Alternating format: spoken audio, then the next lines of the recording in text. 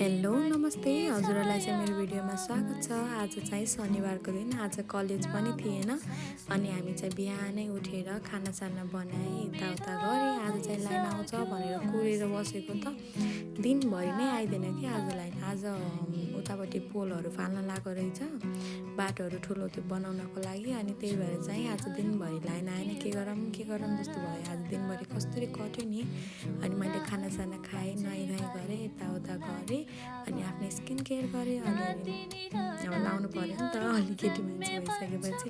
अनि बसेँ, घाम तापेँ। त्यसपछि के गरौँ भन्नुभएको थियो र एकछिन बसेर लेख्ने थियो। यति बोर भइसकेको थियो नि यो बेलासम्म। मोबाइलमा चार्जर पनि थिएन, लाइन पनि थिएन।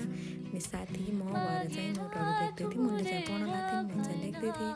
अनि त्यसपछि साँझ पऱ्यो, दिनभरि सुत्यो कि आज म। दिनभरि सुतेर साँझ खाना पकाएँ, खाएँ अनि यतिकैमा मेरो दिन बित्यो। बाई।